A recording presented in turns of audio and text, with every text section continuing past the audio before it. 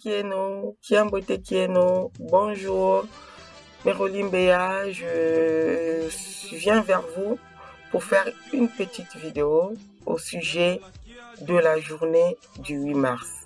Je fais cette vidéo le lendemain de la journée du 8 mars parce que la réalité de cette journée est encore fraîche dans nos têtes. Les hommes, les femmes et les enfants, tous, vous avez vécu ce que c'est que le 8 mars en Afrique. Je dis bien en Afrique parce que c'est pas ce qui se passe sous d'autres cieux. Quand on rentre dans le mois de mars, toutes les femmes savent que le mois de mars, c'est le mois de la femme.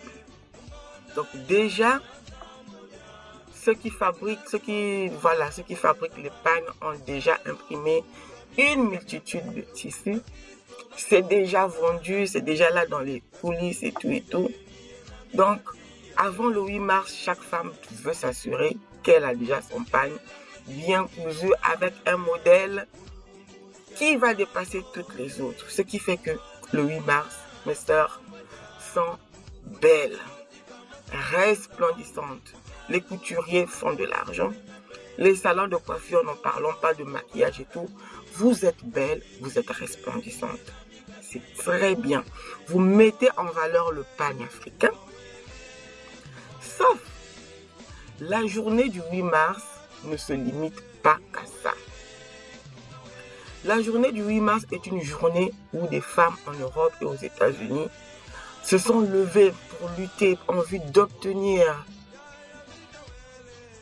des grandes causes pour des femmes.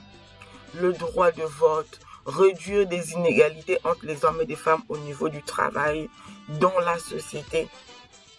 Aujourd'hui, quand vous regardez tous les droits que les femmes ont aujourd'hui dans les pays développés, ça vient de ces luttes que ces personnes-là, ces femmes-là, ont commencé à mener dès le début du XXe siècle en vue de les obtenir, parce qu'on n'obtient rien sans combat. Il y en a qui ont payé de leur vie. Il y en a qui sont allés en prison pour avoir les droits que les femmes ont aujourd'hui. Et chaque année, cette journée du 8 mars, la journée internationale de la femme, dans des pays qui ont mis en valeur cette journée, qui ont adopté cette journée, il y a des thèmes spécifiques qui sont développés. Les femmes s'asseyent autour des thèmes spécifiques pour apporter un changement, pour faire avancer, développer, améliorer la situation des femmes dans les pays occidentaux et par ricochet pour toute la situation des femmes dans le monde. Et c'est comme ça que c'est parvenu chez nous, là où ça ne devait même pas arriver, c'est arrivé. Les Africaines aussi célèbrent la journée internationale des femmes.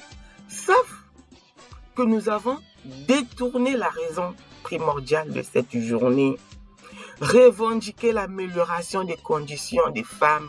Et Dieu seul sait que la condition des femmes en Afrique, dans nos pays, est médiocre. Dans nos pays, les femmes continuent à être violées. Quand on va par exemple en RDC, tous les jours, nos sœurs subissent des exactions mais horribles. Des jeunes filles, des enfants, des mamans sont violentées, mais elles subissent. Il n'y a personne pour parler, pour porter leur voix.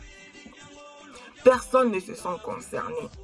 Quand une journée comme ça arrive le 8 mars, mes frères, mes sœurs, portez vos pagnes, soyez belles. Mais quel est le message que vous voulez apporter derrière? Levons-nous autour d'un thème. Levons-nous autour d'une cause. Levons-nous pour ces femmes qui subissent des exactions dans des pays africains qui sont dévastés par des guerres, où ces enfants sont violés. Des femmes souffrent, déportées à gauche, à droite, dans des forêts, subissent les exactions des milices dans des pays de guerre.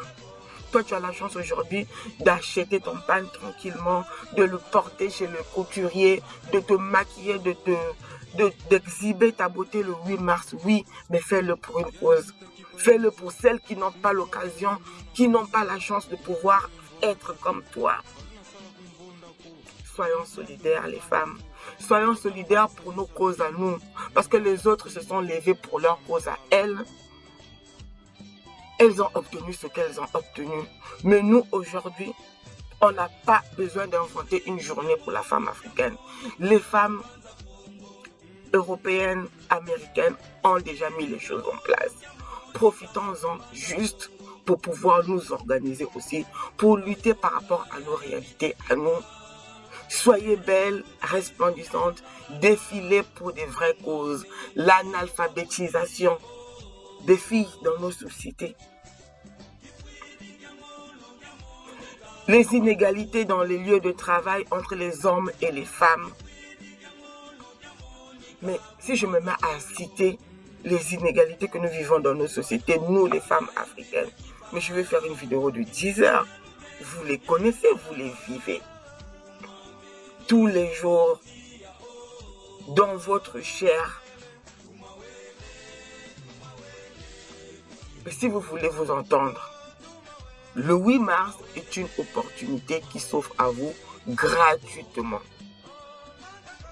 Soyez belle comme d'habitude, comme vous voulez, mais portez un vrai message. Un message pour les pays d'Afrique qui sont en guerre, pour les enfants qui sont enrôlés dans des armées, les enfants que nous portons 9 mois, que nous souffrons à porter, qui sont enrôlés dans des guerres, qui sont dans des situations de famine, de disette, de malnutrition. Si toi, la femme africaine, la maman, la mère, tu ne te lèves pas, qui va se lever pour ses enfants? Qui va se lever pour tes semblables femmes? Aujourd'hui, tu ne te sens pas concerné parce que tu as un semblant de paix dans le pays dans lequel tu te trouves. Tu dis, bah, celles qui sont en RDC, celles qui sont au Centrafrique, celles qui sont au Mali, là-bas, je ne sais pas, tant pis pour elles. Non. Ta situation aussi est précaire. Tu es aussi dans la même misère. Lève-toi, porte le message le 8 mars. Le 8 mars 2022 qui va arriver, commencez déjà à réfléchir dans vos tontines, dans vos mosiki, partout où vous vous rassemblez là, pour faire des manifestations, pour aller dans des bars, pour boire, pour foutre vos foyers en l'air, tout ce que vous organisez là dans le sens négatif. Organisons-nous maintenant, à partir de maintenant, pour porter un message. Si tu ne peux pas aller porter le message de quelqu'un dans d'autres pays des femmes, regarde juste autour de toi. Les filles de ton quartier, les femmes de ton quartier, de ton arrondissement, de ton village, de ta capitale, de ton pays. Et au fur et à mesure, tu vas. Et chaque activité qui va avoir de gauche à droite, chacune des groupements de femmes qui vont se lever le 8 mars, d'une manière ou d'une autre, pour une cause ou pour une autre, pour les orphelins, pour les enfants de la rue, ça va faire mouche. Et le 8 mars, vous allez remplir les réseaux sociaux de vos beautés, de vos belles formes, mais avec un message riche qui va se faire entendre dans le monde entier. Trop parler nuit, j'espère que vous m'avez compris. Vraiment, c'était un message que je voulais partager à mes sœurs africaines.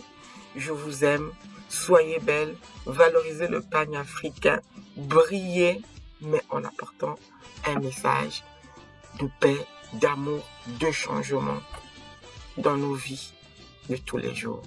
Je vous dis Matondo, à la prochaine.